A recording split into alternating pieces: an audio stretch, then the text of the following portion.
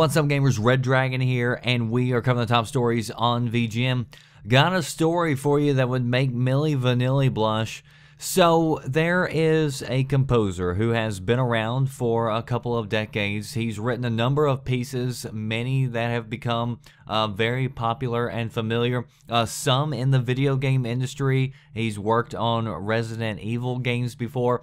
So this week there is the Winter Olympics coming up in Russia, and there is a Japanese figure skater who's going to be figure skating to a song called Hiroshima that is written by this composer. Now, this composer, even though they've written very popular songs and they're known for their music, they're also known for the fact that this guy is deaf. So he's been in the New York Times. He's gained all kinds of media attention. He's won awards and recognition for his ability to be deaf, yet still compose this beautiful music in games and whatever else that you're listening to. Now remember, this guy has been on the stage for almost 20 years. Well, this week, whenever they found out that there was going to be this song played at the Olympics, there was a school teacher who stepped forward who said, "Look, this guy never wrote any of this music. I'm the person who's been writing this music for almost 20-something years, and that's my piece." So this guy comes up out of nowhere. Sure enough, the guy who's been claiming to be the composer all along, he came out and admitted that he's a complete fraud.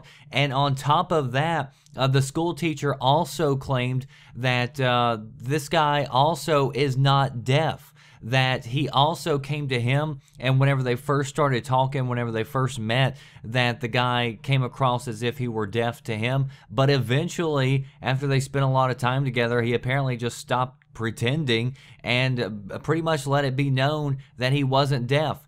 And what's really terrible is that this guy has gone around and given all kinds of interviews and such. In one interview, he said, "The saddest thing for me is not to be able to hear an orchestra perform my work.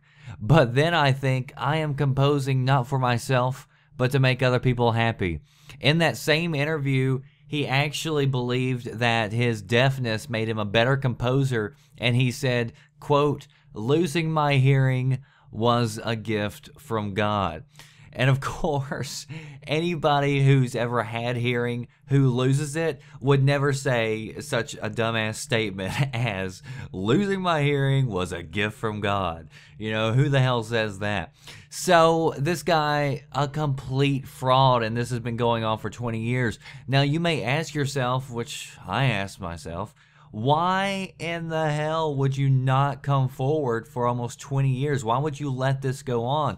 He claims that he tried to talk the guy out of it, but he said the fraud talked him out of it each and every time. He said that he told him that it would completely ruin his life and that he would end up committing suicide if he ever came out and exposed the truth.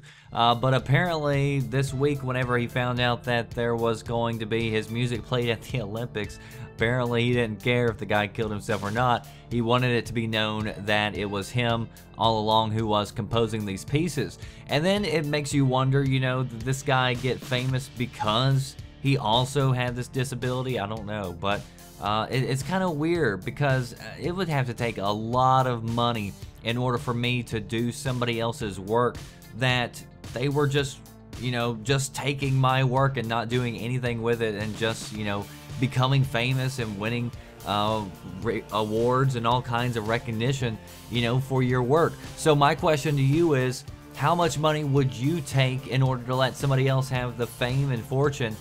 This guy says that he was paid $70,000 over the last 20 years, which if he was making 70 grand doing the actual work, I want to know how much the fraudster was actually making. So as always, links down in the description box if you want to read more about this. Hit that like button on the way out. I'll see you next time. Thanks for watching.